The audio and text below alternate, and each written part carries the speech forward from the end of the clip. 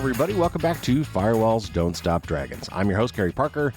Today we have episode 411 for January 13th, 2025. And it's our first news show of the year. And I haven't really done a live news show in like over a month. So we got a lot of stuff to catch up on. I'll try to pick out the most important stories of the last month that we missed over the holiday period. And I've got plenty of them, and most of them aren't good.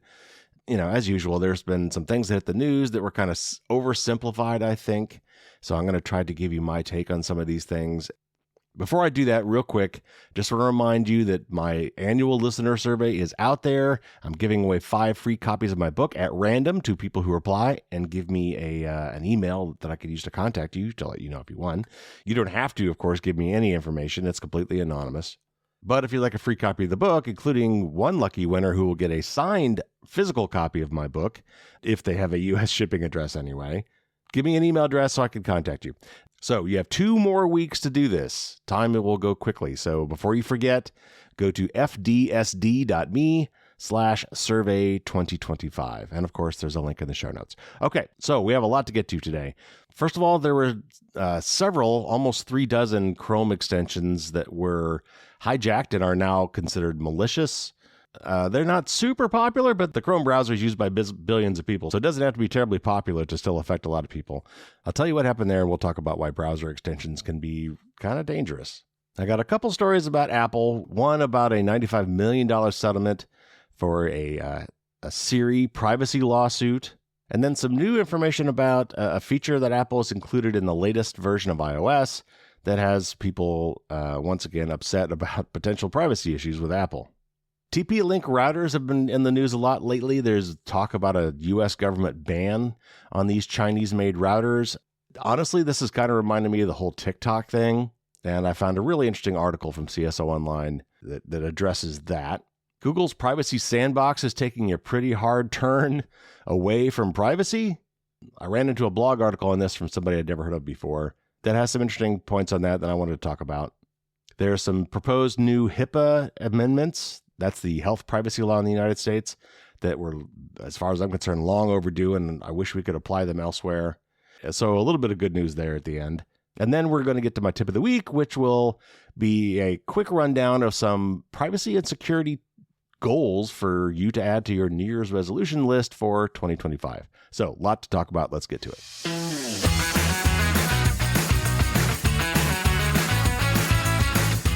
All right, first up, this is from Dan Gooden at Ars Technica, who usually writes some really good articles. And this one is about 33 malicious Chrome browser extensions. And I think this is a good place to talk about browser extension security in general. So this is a little bit of a long article. Bear with me for a little bit.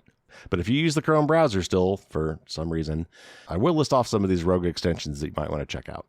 As many of us celebrated the year-end holidays, a small group of researchers worked overtime tracking a startling discovery. At least 33 browser extensions hosted in Google's Chrome web store, some for as long as 18 months, were surreptitiously siphoning sensitive data from roughly 2.6 million devices. The compromises came to light with the discovery by data loss prevention service Cyberhaven that a Chrome extension used by 400,000 of its users had been updated with code that stole their sensitive data. The malicious extension, available as version 24.10.4, was available for 31 hours from December 25th through December 26th. Chrome browsers actively running Cyberhaven during that window would automatically download and install the malicious code. Cyberhaven responded by issuing an update a few days later. Analysis of the malicious version showed that it was configured to work with different payloads that were downloaded from cyberhavenext.pro, a malicious site the threat actor registered to give the appearance it was affiliated with the company. One recovered payload, Cyberhaven said, scoured user devices for browser cookies and authentication credentials for the facebook.com domain. A separate payload recovered by security firm Secure Annex stole cookies and credentials for ChatGPT.com. Cyberhaven said the payload didn't appear functional. The malicious version came through a spear phishing email sent to the developers Google listed for the Cyberhaven extension on Christmas Eve. So let me just stop real quick to explain. So if you go to the Chrome Developer Store, you can actually see most of these developer things have to have a contact for the developer so that if you have problems or whatever, you can reach out. Well, they found one of those emails and then had a targeted phishing campaign for that developer so they could try to So back to the article, and this is talking about the email this developer received. The email warned that the extension wasn't in compliance with Google terms and would be revoked unless the developer took immediate action. A link in the email led to a Google consent screen requesting an access permission for an OAuth application named Privacy Policy Extension. A Cyberhaven developer granted the permission and, in the process, unknowingly gave the attacker the ability to upload new versions of Cyberhaven's Chrome extension to the Chrome Web Store. The attacker then used the permission to push out the malicious version.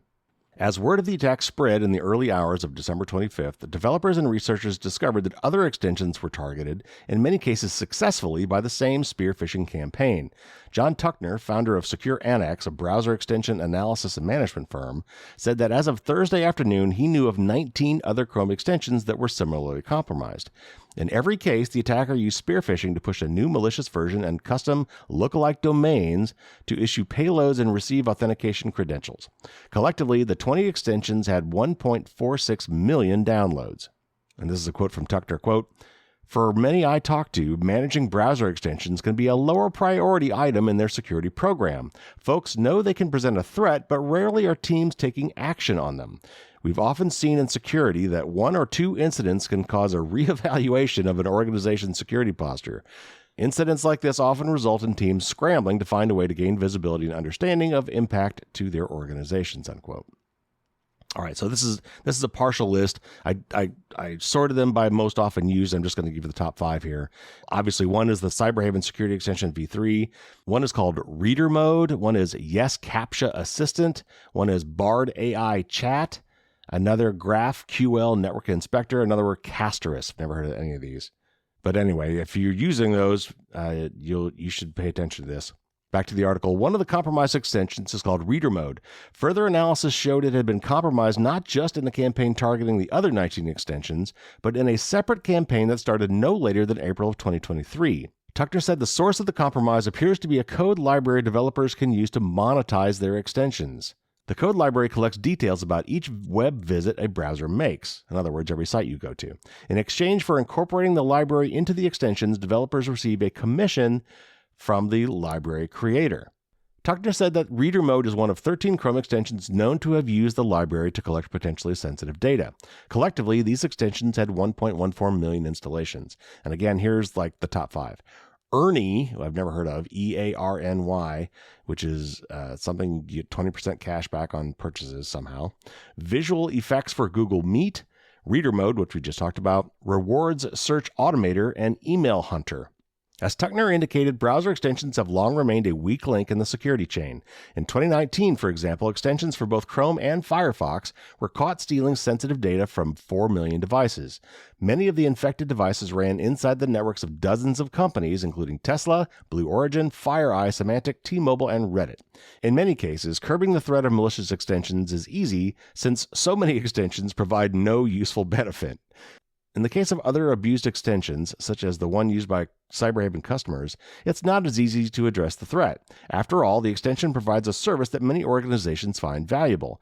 Tuckner said one potential part of the solution is for organizations to compile a browser asset management list that allows only selected extensions to run and block all others. Even then, Cyberhaven customers would have installed the malicious extension version unless the asset management list specifies a specific version to trust and to distrust all others. Anyone who ran one of these compromised extensions should carefully consider changing passwords and other authentication credentials. The Secure Annex post provides additional indicators of compromise, as do posts here, and here. Those are links.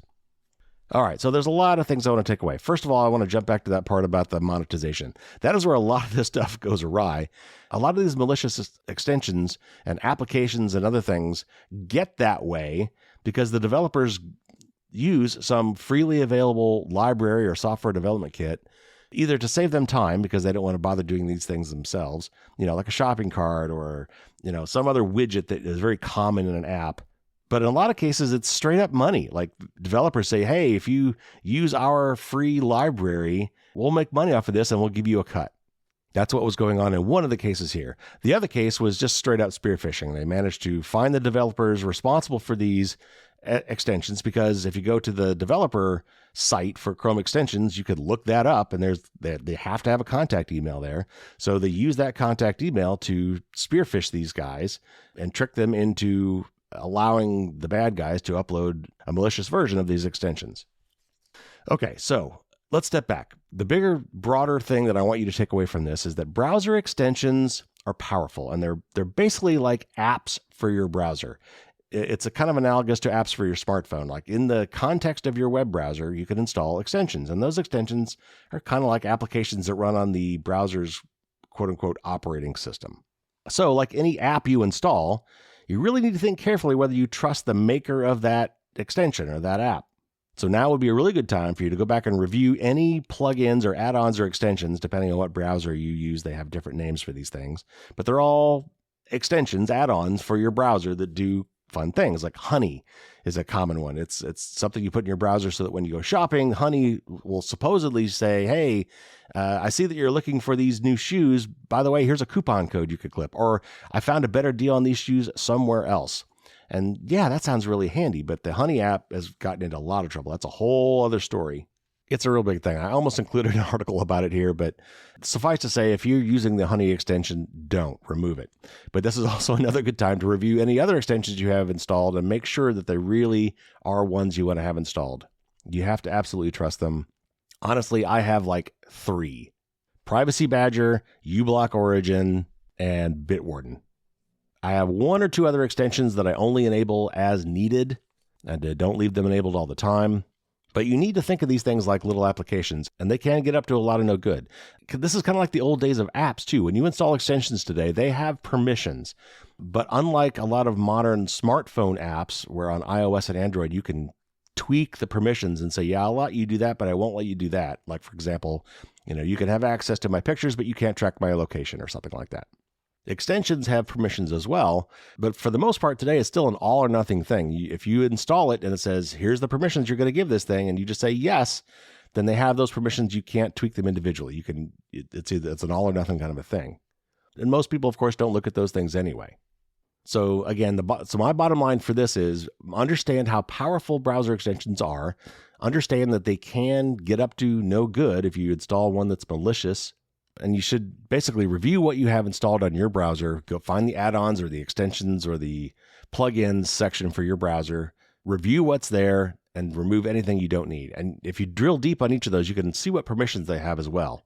And that might influence your decision as to what you want to leave or remove. All right, next up, this is from the New York Times, and it's a real bummer. But honestly, I kind of saw this coming. Let me just read the short article and I'll tell you about it. This is about net neutrality being struck down. A federal appeals court struck down the Federal Communications Commission's, the FCC's, landmark net neutrality rules on Thursday. I think this is last Thursday, ending a nearly 2-decade effort to regulate broadband internet providers as utilities. The U.S. Court of Appeals for the Sixth Circuit in Cincinnati said the FCC lacked the authority to reinstate rules that prevented broadband providers from slowing or blocking access to internet content. In its opinion, a 3-judge panel pointed to a Supreme Court decision in last June, known as Loper-Bright, which overturned a 1984 legal precedent that gave deference to government agencies on regulations, the so-called Chevron deference. The court's decision put an end to the Biden administration's hallmark tech policy, which had drawn impassioned support from consumer groups and tech giants like Google, and fierce protests from telecommunications giants like Comcast and AT&T. The FCC had voted in April to restore net neutrality regulations, which expand government oversight of broadband providers and aim to protect consumers' access to the internet. The regulations were first put in place nearly a decade ago under the Obama administration and were aimed at preventing internet service providers like Verizon or Comcast from blocking or degrading the delivery of services from competitors like Netflix and YouTube. The rules were repealed under President-elect Donald J. Trump in his first administration, but they've continued to be a contentious partisan issue that pit tech giants against broadband providers. Thursday's decision effectively concludes the back-and-forth battle. Brendan Carr, whom Mr. Trump has named as the incoming FCC chair, has been a strong critic of net neutrality. The court's reliance on the Loper case and its ruling could also portend more lawsuits to hollow out federal regulations at the FCC and other agencies. The court's decision doesn't affect state laws on net neutrality in California, Washington, and Colorado. So honestly, we kind of saw this coming with that Supreme Court ruling last summer. This Chevron deference thing is precedent from 40 years ago that basically says if laws created by Congress are not 100% clear, then the agencies that are enforcing those laws, like the FCC or the FTC, have some deference, have some leeway to interpret those laws to fill in the gaps, basically, to cover things that weren't really envisioned by the law or were intentionally left vague so that these agencies could make, informed decisions about these things without having to write individual specific laws about all of these cases. In a lot of cases, Congress is really not up on this tech stuff anyway. It takes too long for them to write laws, and we don't really want them to have to write specific laws against everything. We want them to kind of give the powers to these agencies and be more agile in how they handle these things, because tech is a very fast-moving area. But basically, the people who don't like, quote unquote, big government want everything to be codified in law and don't want these agencies to have much power at all. Because, a lot of the people who are against net neutrality are very pro-business and, want a laissez-faire, hands-off kind of government. So we had net neutrality, then it was taken away, and then we brought it back and it was coming around. And I think I even said when this came out that, we'll see if this actually takes effect. And it has now effectively been killed. I don't see it coming back anytime soon. Certainly not until probably the next administration, at least. I haven't really talked about net neutrality in a long time. Maybe I need to bring somebody back to talk about it. But honestly, it's kind of moot because we're not going to get it. Unless somehow Congress decides to put net neutrality into an actual law.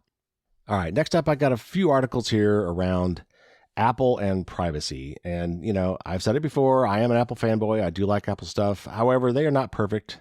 They do things that really upset me a lot of times. And honestly, the articles I'm going to talk to you about here did and do bother me, but it's caused a lot more of an uproar than I think is warranted. So anyway, let me read these first two articles. They're both related. The first one is kind of a just the facts ma'am version, and the second one is more opinionated. So let me read these kind of back to back, and then I'll give you my take. First one here is from Reuters, and it's titled, Apple to pay $95 million to settle Siri privacy. Apple agreed to pay $95 million in cash to settle a proposed class action lawsuit claiming that its voice-activated Siri assistant violated users' privacy. Mobile device owners complained that Apple routinely recorded their private conversations after they activated Siri unintentionally and disclosed these conversations to third parties such as advertisers. Voice assistants typically react when a person uses hot words or wake words such as, "Hey Siri," and I'm sorry, I probably just woke up your devices. Two plaintiffs said their mentions of Air Jordan sneakers and Olive Garden restaurants triggered ads for those products. Another said he got ads for a brand name surgical treatment after discussing it, he thought, privately with his doctor. The class period runs from September 17th, 2014 to December 31st of 2024. It began when Siri incorporated the, I don't want to say it again, the Hey feature that allegedly led to unauthorized recordings. Class members, estimated in the tens of millions, may receive up to $20 per Siri-enabled device, such as iPhones and Apple Watches. Apple denied wrongdoing in agreeing to settle. The $95 million is about 9 hours of profit for Apple, whose net income was $93.74 billion in its latest fiscal year. So it's less than a drop in a bucket. A similar lawsuit on behalf of users of Google's voice assistant is pending in the San Jose, California federal court in the same district as the Oakland court. The plaintiffs are represented by the same law firm as in the Apple case. So basically, they're arguing that the Google voice assistant did the same thing. And here's the next article, and this was from Mac Rumors. No Siri data has ever been used for marketing purposes or sold to a third-party company for any reason, Apple said today in response to accusations that conversations Siri has captured were used for advertising. A lawsuit that Apple has agreed to settle alleged that Apple provided information obtained from accidental Siri recordings to third-party companies for the purposes of marketing products. Plaintiffs in the lawsuit claimed that they were shown ads for Air Jordan shoes and Olive Garden after Siri recorded them speaking privately about those companies. Apple said that did not happen because that's not the way Siri works. Siri data that Apple uses is anonymized and not linked to a specific user. Plus, Siri data is not sold. Apple does use Siri information to improve the personal assistant, but the use of audio recordings is now opt-in and turned off by default. Here's Apple's full statement. Siri has been engineered to protect user privacy from the beginning. Siri data has never been used to build marketing profiles and has never been sold to anyone for any purpose. Apple settled this case to avoid additional litigation so we can move forward from concerns about third-party grading that we already addressed in 2019. We use Siri data to improve Siri, and we are constantly developing technologies to make Siri even more private. The lawsuit was initially filed in 2019 after contractors working for Apple said they had overheard private conversations from accidental Siri activations. At the time, Apple's privacy terms did not explicitly state that it was using human oversight for Siri, and the contractors were concerned customers were unaware that accidental recordings were being listened to. The customers who filed the lawsuit claimed that they were, quote, regularly recorded without consent, unquote, and that they would not have purchased their iPhones had they known about this Siri feature. A judge initially threw out the lawsuit because the plaintiffs did not provide evidence of Apple recording their conversations, so it was refiled with the accusation that Siri data collected had been used for targeted advertising. Apple says that it settled the lawsuit for $95 million to avoid additional costly litigation. As part of the settlement, Apple said that it, quote, continues to deny any and all alleged wrongdoing and liability, specifically denies each of the plaintiffs' contentions and claims, and continues to deny that the plaintiffs' claims and allegations would be suitable for class action status, unquote. Okay, so I talked about this extensively back in the day when this stuff was, first filed, and it took this long for it to finally come to fruition, for these cases to be resolved, as is common with big lawsuits like this against big companies. So let me just explain again, and this article talked a little bit about that, about how these things work. These devices, my understanding, both Google and Apple, have software built into them that listens through the microphone when you have this feature enabled, the digital assistant. When you have this enabled, they're listening for a wake word or a hot phrase. These are the things that trigger them until and only if you say that phrase, does it record what you say and then try to process that as a request to the digital assistant. So basically it's sitting there idle, listening for very specific phrase. And then once it hears that specific phrase, it wakes up and then records the next little bit, whatever you say, and interprets that as a command or a question or a query or whatever. So Apple has tried over the years to do as much of this processing on the device as possible to keep it private.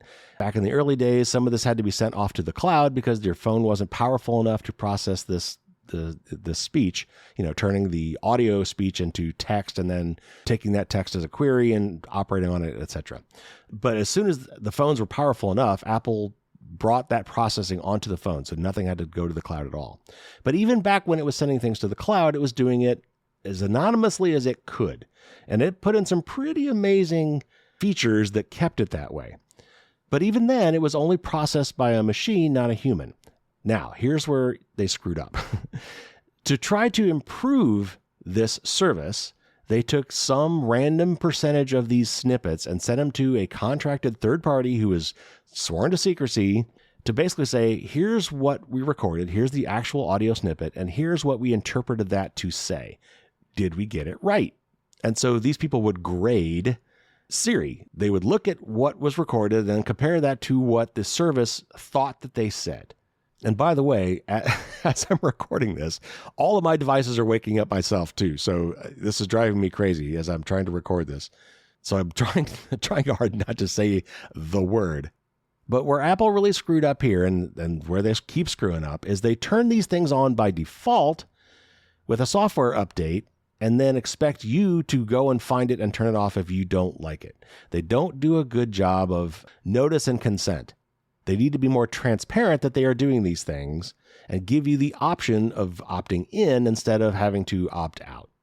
That is really, to me, the crux of this and why I think they should pay money. This is a privacy concern. Even though Apple did the best that they could here, basically what is going on is somebody said something that sounded like the trigger phrase or the wake phrase. The device got it wrong. They thought you said the magic words and you didn't. You said something that sounded similar. And so therefore it recorded whatever you said next. And that recording, at least back in the day, was sent up to the cloud, and some very small percentage of those recordings were sent anonymously to a third-party contractor under privacy constraints to evaluate those to make sure that what was recorded was actually what was interpreted. And because there's, I don't know how many billion Apple devices there are on the planet, if you do that enough, you're going to accidentally record people saying potentially sensitive things. Now, again, the way I understand it is there was no way for the third-party contracted people who were hearing these audio things to know who they were listening to. But nevertheless, yeah, that I get it. That's creepy. I should have the option of understanding that that's going on. And if I don't like that, I should be able to say no. In fact, I should be asked before that feature is ever turned on. But look how long it took me to explain that to you. I think basically what Apple is doing is saying, you know what? We're going to do this so well and we're going to put in so many privacy protections that we are absolutely sure that if people did truly understand what we were doing and how we were doing it, they would be okay with it. Therefore, we're going to turn it on by default because you know what? It is super cool. I'm just guessing, but that is my guess is probably what's going on here is for Apple to have explained that to you in a way that you really understood what was going on so that you could make an informed choice, they thought was more difficult than just turning it on by default and then, asking forgiveness instead of asking permission. I still think that is the wrong approach, and they literally have to pay money for it here. Now, it's not a lot of money to Apple, and honestly, it's not a lot of money to me. I've got enough devices I think there's a limit of a max of 5 in this lawsuit. I could make $100 off Apple for this. I'm not even going to bother. As usual, who really makes money here is the lawyers. Okay, let's get on to the next Apple mess up. And this is an article from 9to5Mac. And I had to kind of search for an article that I think had a more balanced approach to this because the original person who posted this was extremely snarky and very, I think, over the top about what they reported. But let me read the article and then I'll give you my take. A developer has noted that Apple's Photos app shares your iPhone photos with Apple by default for an iOS 18 feature known as Enhanced Visual Search, or EVS for short.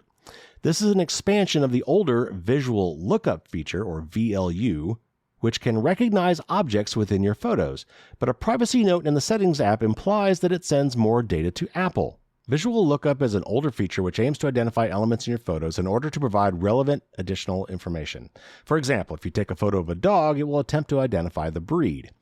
VLU can identify anything from flowers to landmarks and can do some quite funky things. For example, making sense of laundry label hieroglyphics and even telling you what's wrong with your car. Let me stop real quick. So those are links, but I think what those are both referring to is if you hold your camera up to, if you ever looked at the tags on some of your clothing, they do have some strange symbols. Those are laundry label symbols that have meaning. And so the camera will tell you what those symbols mean. And then with your car, you can point your camera at your dashboard where it's got all those funky icons that light up from time to time, and it can tell you what those symbols mean. Which, I mean, come on, I think that's actually kind of cool. Anyway, back to the article. VLU was first introduced in iOS 15, and Apple noted at the time that the feature sends limited data to its servers. And this is an Apple quote from back then. It says, when you use Visual Lookup, limited information will be sent to Apple to provide up-to-date suggestions. Any information sent to Apple does not identify you and is associated with a 15-minute random rotating device-generated identifier. Apple notes that this includes location data. I assume because some of the things it's looking up the answers they give you might vary depending on where you're doing this from. Again, think globally, right? Enhanced Visual Search is, as the name suggests, an enhanced version of this feature. Developer Jeff Johnson highlighted in a blog post that this has its own privacy note, which implies that more data is sent. You can find this note by going to, in the Settings app, Settings, Apps, Photos, scroll down to the bottom, and then the note says, allow this device to privately match places in your photos with a global index maintained by Apple so you can search by almost any landmark or point of interest. The tone of Johnson's post is rather aggressive, for sure. objecting to the fact that EVS is on by default, which that part I agree with, but this is a quote from Johnson's blog post. This user never requested that my on-device experience be enriched by phoning home to Cupertino, which is Apple's headquarters city. This choice was made by Apple silently without my consent. From my own perspective, computing privacy is simple. If something happens entirely on my computer, then it's private. Whereas if my computer sends data to the manufacturer of the computer, then it's not private, or at least not entirely private. By enabling the feature without asking, Apple disrespects users and their preferences. I never wanted my iPhone to phone home to Apple. Remember this advertisement? What happens on your iPhone stays on your iPhone? That was demonstrably a lie. Okay, back to the article. While it's interesting that Apple sees the need to specifically highlight the data sent by EVS, the company does appear to take as much care to protect our privacy as it does with VLU. And this is a quote from Apple. Enhanced visual search in Photos allows you to search for photos using landmarks or points of interest. Your device privately matches places in your photos to a global index Apple maintains on our servers. We apply homomorphic encryption and differential privacy and use an OHTTP relay that hides IP addresses. This prevents Apple from learning about the information in your photos. And I'll come back to that in a minute. And this is, again, from the article. The author is saying this. Personally, I'll happily leave it on, but you can toggle it off if desired. One piece of data that isn't shared is location. This is clear as several of my London skyline photos were incorrectly identified as a variety of other cities, including San Francisco, Montreal, and Shanghai. Okay, so this article from this developer got a lot of attention because he was really, really harsh about this. And really, I think, attributing a lot of malice to Apple when there just wasn't any. I mean, if you go back and just look at the Apple statement, it's very brief. I'm sure there's even more to it than this. But the fact that it's using homomorphic encryption, which means that you encrypt the data and you can process the data without actually decrypting it first. So, if you're really doing that properly, you have no idea what's in this data. Second, it uses differential privacy, which is another kind of a fuzzing tool to help keep people being anonymous in a data set. And then it uses OHTTP, which is short for oblivious HTTP. You may not have heard of this. It's really cool. I may have to do a thing about this later. But it's an IETF, which is the Internet Engineering Task Force. It's the group that handles Internet standards. It's a draft standard for the IETF. The quote from the standard is, a system for the forwarding of encrypted HTTP messages. This allows a client to make multiple requests of a server without the server being able to link those requests to the client or to identify the requests as having come from the same client, unquote. It's a privacy proxy service. So again, I think Apple is taking great pains here to do these cloud lookups in a privacy-preserving way. They're also creating these really super private Apple Cloud Compute instances that just really bend over backwards to not know anything about where these requests are coming from, so that Apple can enhance the processing on your phone, because as powerful as phones are today, there are still a lot of really cool things you can do with AI and other kind of lookups that could be done much faster by sending that request up to a cloud computer and then getting a response back. That is all Apple is doing here. Apple is trying really hard to migrate as many of these smart services to the phone as possible so they don't have to go to the cloud. But they just recognize that there's always going to be cases where to do the really fancy, cool features they want to do, it's going to require more processing power or maybe more data than can be kept on a user's smartphone or maybe even on their computer. So, okay, the real issue I have with this, again, is that Apple didn't try to explain this to the user and let them opt in for these kind of features instead of turning them on by default and making them have to figure it out and opt out. That is, I think, really the root cause of all of these issues. But again, I'm just going to I think what Apple's probably doing here and saying here is that, look how long it took me to try to explain that to you. And they do have a little short blurb with these things. If you look it up on your phone next to the little toggle that is unfortunately on by default, it tries to explain what it's doing, and it probably has a link there that says learn more and you could read in more. Most people are never going to do that. Apple knows that. And I think, and I know this is kind of paternalistic on Apple's part, maybe even a little bit of hubris here. I think what they're thinking is that, you know what, we nailed it. We got this right. We have made this as private as anybody can make it. And so we are comfortable turning this on by default instead of having people try to find this feature and opt in. Because this feature is so cool that if people won't even know about it, won't even know to turn it on, so we're going to turn it on by default. Obviously, that is the most charitable way I can look at this. I understand that. But I really don't think this is malicious. I mean, Apple would not be going to all this trouble to try to make these as private as they can if they wanted to get your data. They obviously are trying very hard not to get your data. But nevertheless, at the end of the day, all of these features that go off board need to be opt-in and not opt-out. They should not be turned on by default, and people should be given the choice as to whether to enable them. I have no trouble enabling these features personally, but everybody should be able to make that choice for themselves. Anyway, there was a lot of fuss about this in the news. I'm sure I'm going to get blowback just from even what I've said here. But seriously, I understand what this guy's saying, and I fundamentally agree with the principle that all of us should be given the choice for any of these features that do require sending some data to a third party, any third party, Apple or otherwise, and we should always have that option. And everybody should be able to do the research and make that choice for themselves. That, I think, is where Apple is really screwing up here. All right, let's move on. This next one is from CSO Online, and it's kind of long, but I think it's really, really important. And it really talks a lot about some of the things I've said before, and for example, around the whole banning of TikTok thing, which, by the way, is coming to a head very quickly, and it'll be very interesting to see how that plays out. But this one is about TP-Link routers. If you've never heard of them, TP-Link is a very popular, one of the most popular router makers, Wi-Fi router makers that there are, at least here in the U.S. I've certainly owned TP-Link devices over the years. I don't currently have one. But they've really come under fire from the U.S. government recently. And this article, I think, covers a lot of very good points around this topic. So let me read this from CSO Online. A U.S. House committee on China's request for a probe into an alleged security threat posed by routers made by Chinese Wi-Fi giant TP-Link Technologies is based on scant evidence and misleadingly singles out just one company among a host of Chinese manufacturers, experts say. On August 13th, John Moolenaar, chairman of the U.S. House of Representatives Select Committee on the Chinese Communist Party, and Rajna Krishnamurthy, ranking member of the committee, sent a letter to Commerce Secretary Gina Raimondo asking her department to investigate TP-Link. The letter alleges that, quote, open source information, unquote, indicates that TP-Link's products are a security threat. The lawmakers asked Raimondo to, quote, investigate TP-Link under its ICTS, which is the Information and Communications Technology and Services authorities, to determine whether the company poses a national security risk. If it finds that that is the case, we request the Commerce use of its ICTS authorities to properly mitigate the risk, unquote.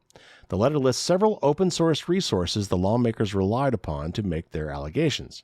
The lawmakers also assert that vulnerabilities found in TP-Link routers combined with Chinese laws that require technology providers to coordinate closely with the government can give China an alarming ability to perpetuate cyber attacks using the devices. Although the lawmakers do not specify which Chinese laws help boost router threats, they most likely have in mind a 2021 law that requires companies to report vulnerabilities to the Ministry of Industry and Information Technology and bars them from disclosing the flaws to the public. However, none of the open source intelligence resources cited in the letter support the lawmakers' contention that TP-Link routers threaten U.S. security. Moreover, experts say that any valid security qualms over vulnerabilities in TP-Link routers apply equally to all Wi-Fi routers, regardless of which company or country manufactures the devices. Experts further argue that picking one technology product from one Chinese manufacturer distracts from the broader need to tackle the more comprehensive security threats posed by the United States' heavy reliance on a range of critical technologies developed and manufactured in China. The main piece of open source evidence cited by the lawmakers is a report from the Hudson Institute written by former Federal Communications Commissioner Michael O'Reilly entitled Chinese Wireless Routers, the Next Entry Point for State-Sponsored Hackers? There's an actual question mark in the name, which should have been at least a yellow flag.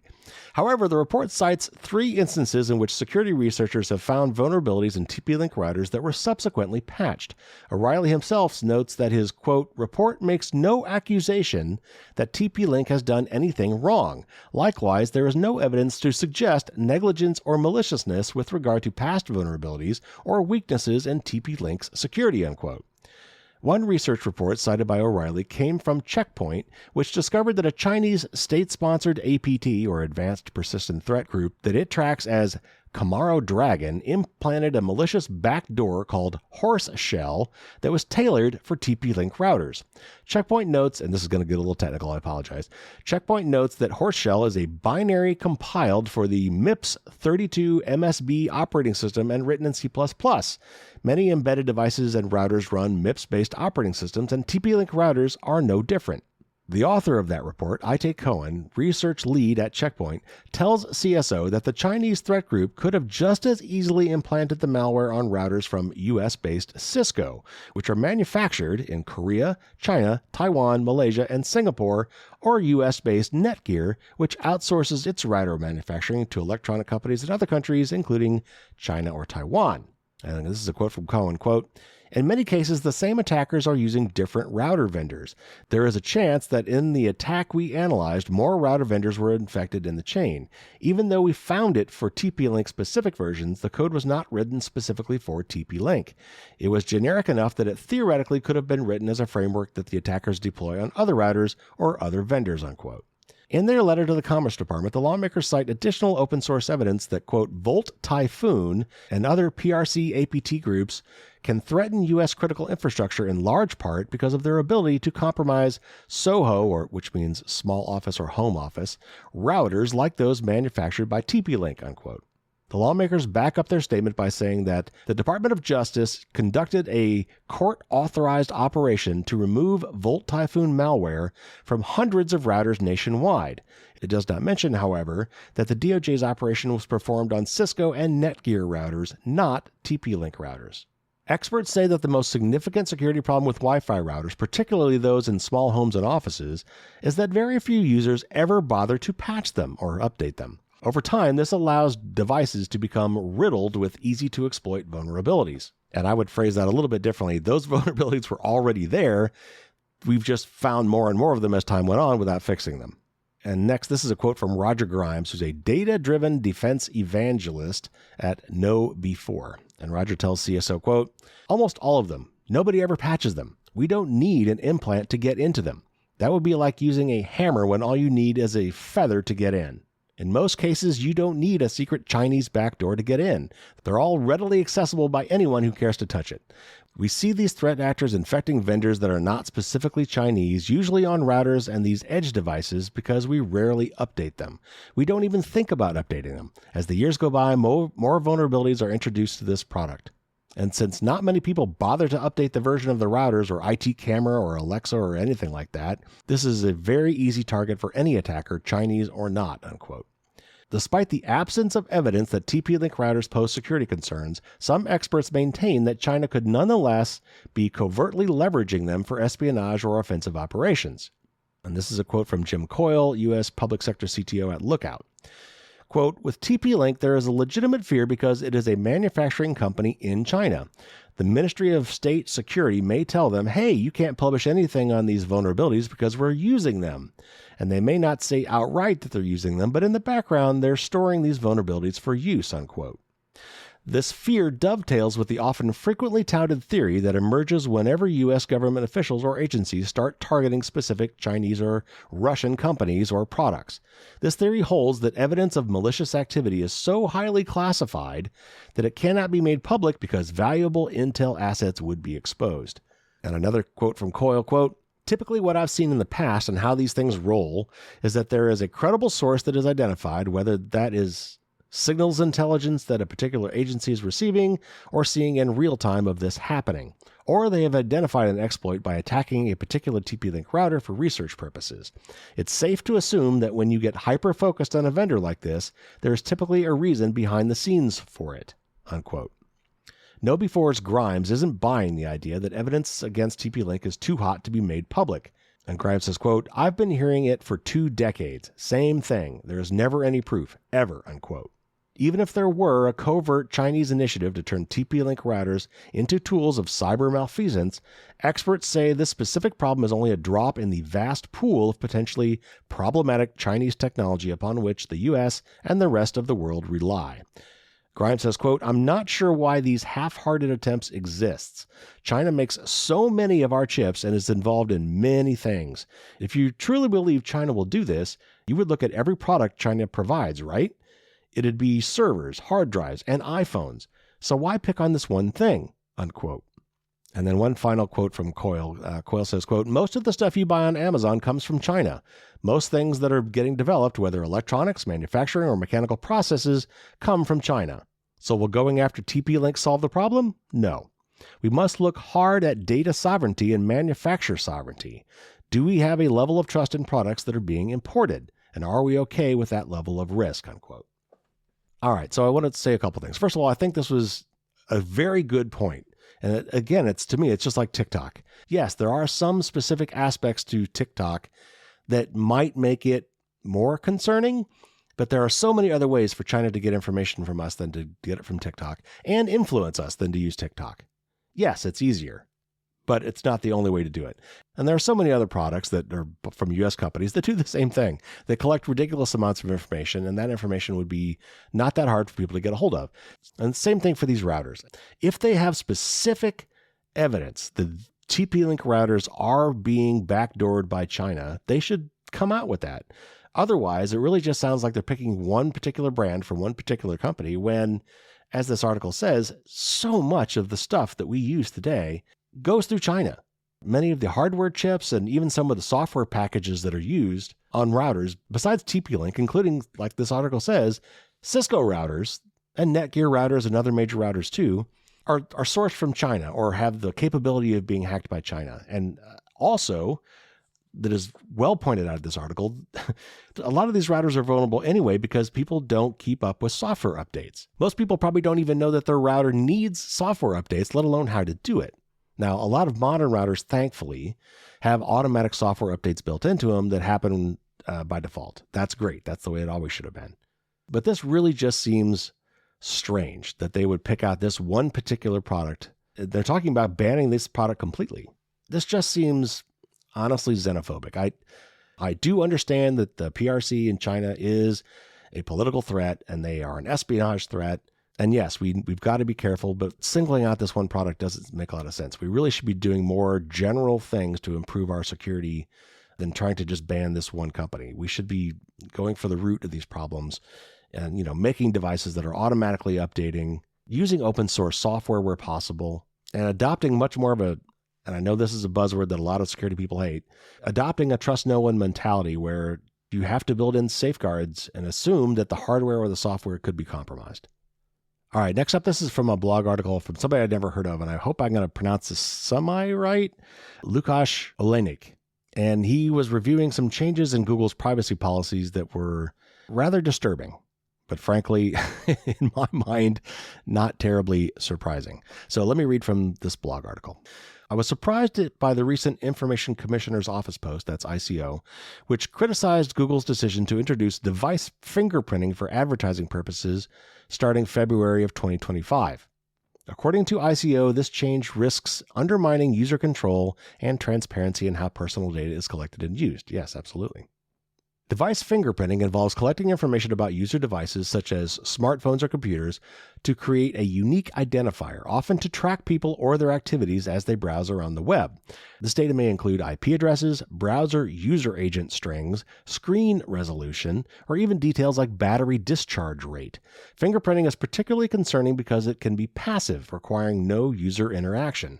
Data is collected without the user's knowledge and linked to their device. Upon subsequent browsing, systems can recognize the same visitor, enabling ad tracking or uncovering private information such as browsing habits.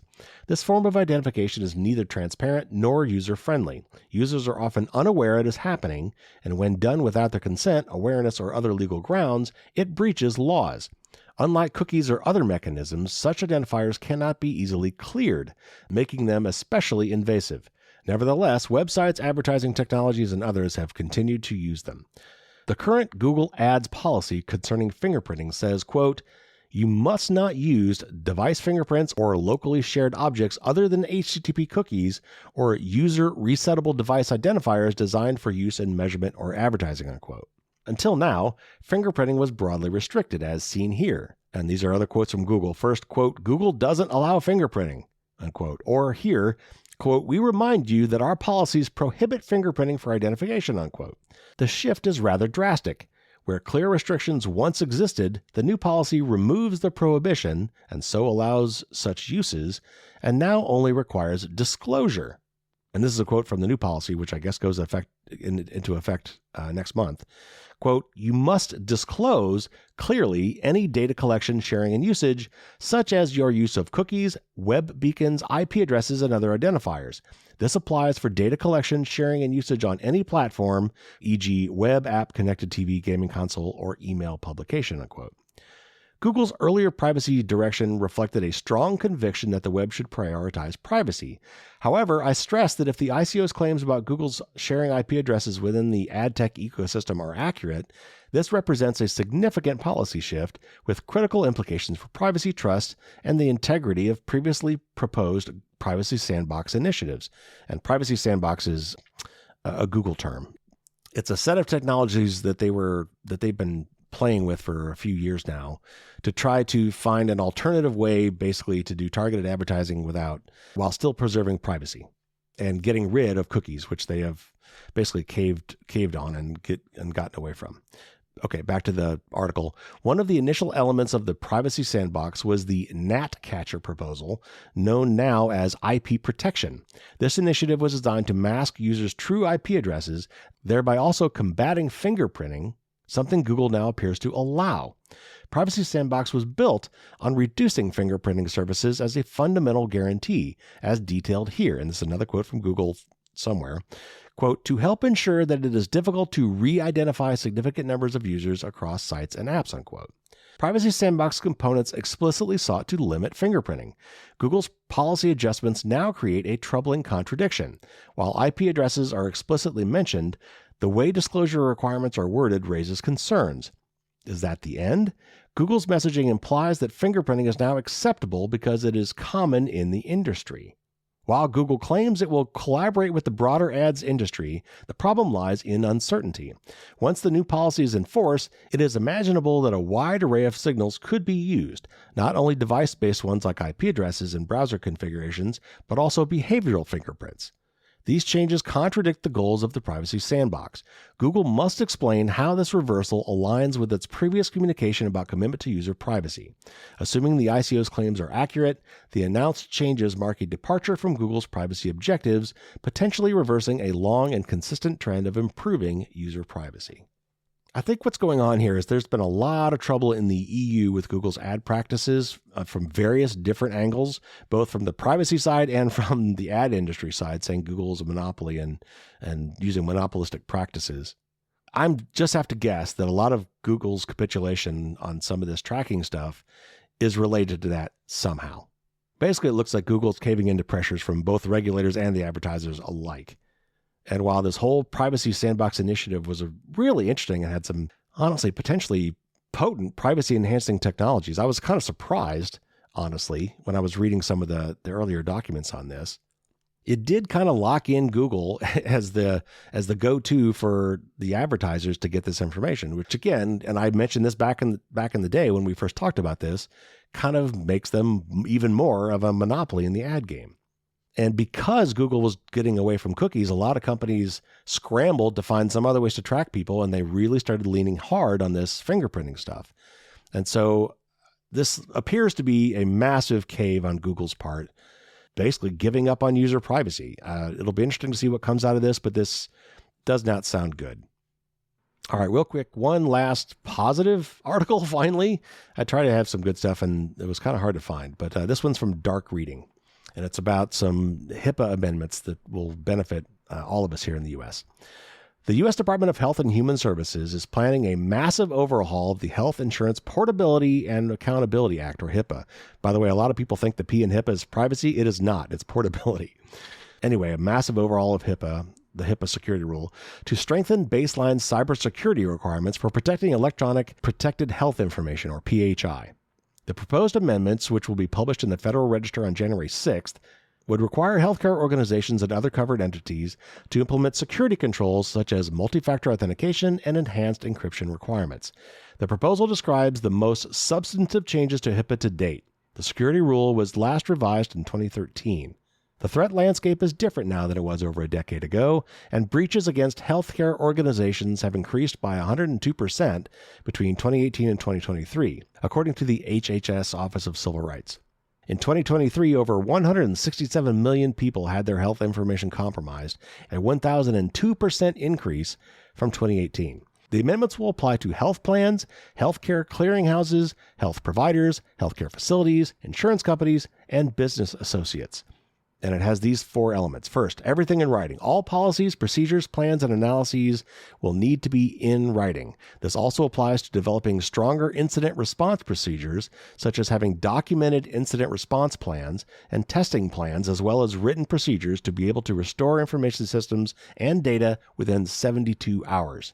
Second, asset inventory. Healthcare organizations will need to develop and regularly maintain an up-to-date technology asset inventory and network map to track the movement of PHI through various systems. Third, risk analysis. Healthcare organizations are not very good at security risk analysis. The proposed changes include more specifics on how to conduct security risk analysis, such as written assessments that include a review of the technology asset inventory and network map, identification of all potential threats to PHI, and an assessment of the risk level of each threat and vulnerability. And finally, implement security controls. Healthcare organizations will be required to employ multi-factor authentication and network segmentation to make it harder for healthcare systems to be compromised. All PHI will need to be encrypted both at rest and in transit, reflecting the consensus that encryption is no longer optional. For systems that process PHI, security teams will need to scan for vulnerabilities every 6 months, run penetration tests at least once a year, deploy anti-malware defenses, and remove extraneous software from systems. That's a key one. These requirements show how these are moving from recommended activities to minimum security baseline every entity must meet. Organizations will need to conduct a compliance audit at least once every 12 months to ensure these technical controls are in place and to prove the safeguards have been implemented at least once a year via written certification. Stakeholders have 60 days after the nearly 400-page proposal is published to submit comments, which is early March 2025. HHS will issue the final version of the rule afterward, although a specific date has not yet been set, followed by a compliance date of 180 days. It is also not clear whether work on the changes will continue under the new presidential administration. Even so, healthcare organizations should review proposed requirements and evaluate their existing security programs to prepare. So these are all really great things. I just hope that they actually make it through the process and end up being requirements for these companies. It's gonna be a burden. A lot of these companies are gonna have to spend money. That there's probably gonna be pushback based on that. I don't know if the government's gonna, provide subsidies for some of this, but it has to happen one way or another. This is minimum security baseline for our health information, and honestly should have been in place a long time ago. All right, so that's the news of the week. As you can tell, my voice is starting to go. I've actually been getting over a cold, so that has not helped. But for my tip of the week, I want to give you a very quick rundown of some of the tips I put in my 2025 New Year's resolution blog article. I highly recommend you go just read the article. There's a link in the show notes. If you go to firewallsdon'tstopdragons.com, it's going to be the top article right now. But every year at this time, I try to put out some thoughts as to things that you should put on your to-do list, your New Year's resolutions for security and privacy for the year. And I've done this for many years now. So one of the things the article does at the very end is it links back to previous ones. If the things I'm going to rattle out to you now are things that are not interesting to you, or for some reason things you've already done, there's a lot of other ideas you can go back and look at. I will say, however, that if you have done these already, or most of these already, maybe what you should do is try to help your friends and family to do these things as well.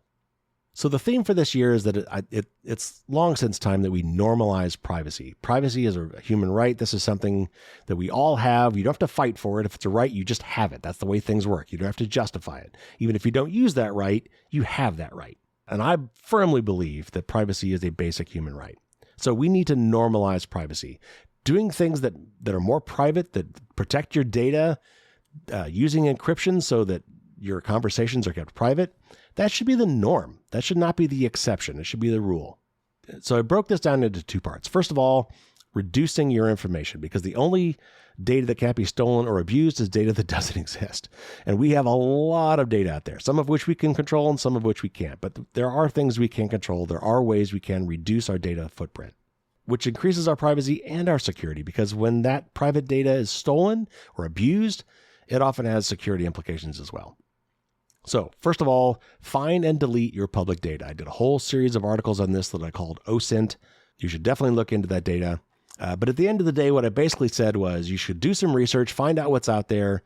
And while it's more effective to do these things on your own, you can pay for a service like Easy Opt-outs for $20 a year to help you delete this data. Also, you should delete any unnecessary accounts, any old accounts you don't use anymore. If you're already using a password manager, the easiest way probably is to look through your password manager and look at all the entries in there and say, oh yeah, I forgot about that. And if it's an account you don't use anymore, especially if that account has any kind of personal information on it whatsoever, you should consider deleting your data first if possible and then closing the account. The only real exception to that is like identity accounts. Like if you've got a social media account or an email account, I would just kind of make them inactive because your user ID for those can often be recycled. So, after a year or so, somebody pops back up and gets your old username, they can maybe start getting your emails or maybe start, kind of posting as you on these accounts. So in that case, you might just kind of want to make them dormant and delete all your data, but don't close the account. Freeze your credit. There's no reason not to these days. De-Google your life as much as possible. If you have to pick just one thing, quit Chrome. Don't use the Chrome browser anymore. Use Brave or Firefox or Mullvad browser. You should block ads wherever possible because that also blocks a lot of tracking and can even block some malware. And finally, in today's day and age, more settings that you should be looking for on any product today that includes any type of AI, and unfortunately, that's almost all of them today. A lot of them are automatically opting you into sharing data with their AI systems. So you should look for any of those settings, those privacy settings, and make sure you turn that off. And honestly, you kind of need to do this after any major update because a lot of these features keep getting added with software updates, and when they're added, they're turned on by default. So step one, minimize your exposure. Try to remove as many data and accounts as you can. But then the next step is to normalize the use of encryption. We should be using it everywhere. Today, there is just no reason not to. So first of all, download and use the Signal Messenger app. It's supported on every major platform, iOS, Android, macOS, Windows, and Linux. And if you hate the whole green bubble, blue bubble thing for talking between Apple and Android devices, this neatly solves that problem. It doesn't have a lot of the flashier features that come with, messages on Android and on iOS, but it's really gotten quite good. It also does video and audio calling. It's got a lot of great features. It's free. There's just no reason not to use it. It is fully end-to-end encrypted, and Signal keeps almost no information about you whatsoever. And by the same token, use Proton. Proton Mail was great many years ago, but they have added so many more features. They've got a password manager. They've got a secure cloud drive. They've got a VPN. They've got calendar. They even have Docs. They finally, someone's come up with a private Google Docs competitor that's actually pretty good.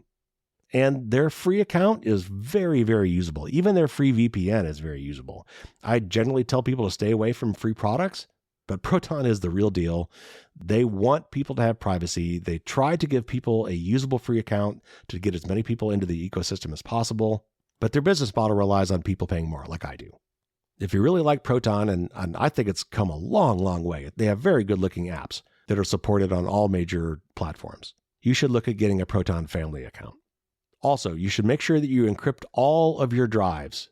By default, if your smartphone has got any kind of a lock on it whatsoever, a PIN code or Face ID or whatever, it is already encrypted by default. That's great. But a lot of your computers at home are not encrypted by default.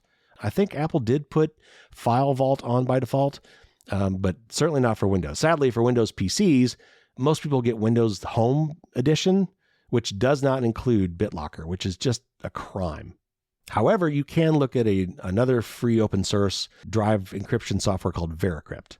If you do want to keep using some of these more popular cloud storage drives like Microsoft OneDrive or Google Drive or Dropbox, while those are technically encrypted, the companies that run those services have the keys. So they could, theoretically, look at all your stuff, and you don't want that. But, yes, sure, maybe some of the stuff in there you don't really care about, but there's another tool called Cryptomator that you can use where you could set up an encrypted vault folder.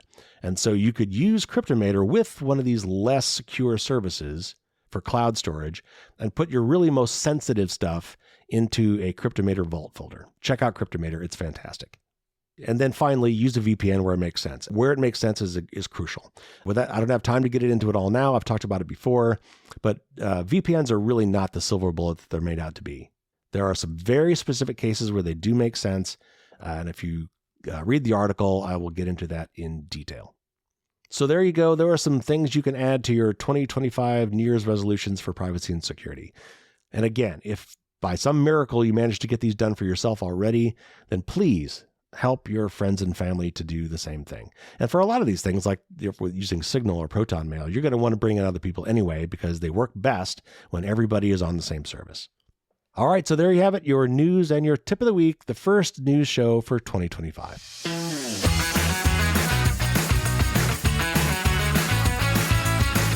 All right, everybody, that's going to do it for this week. My voice is shot. I'm recording this early, by the way, because I'm going to the ShmooCon conference in DC this weekend.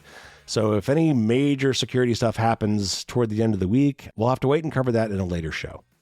Quick reminder, my annual listener survey is up. It's only going to be out for another couple weeks. Go to fdsd.me/survey2025. I will be giving away 5 books at random. All you got to do is give me an email address so I can contact you. But you don't have to if you don't want to. Otherwise, it's completely anonymous. I would love to get your feedback. I want to know what you like about the show, and if there's anything different you want me to do, I'd like to know that too. I have got a lot of great interviews in the works and some other fun stuff coming up. So if you have not subscribed, now would be a great time to do that, because trust me, we got some really great stuff coming in 2025. So that'll do it. Thanks for listening. I know we went long today. Take care, everybody. Stay safe out there. And until next time, as always, don't get caught with your drawbridge down.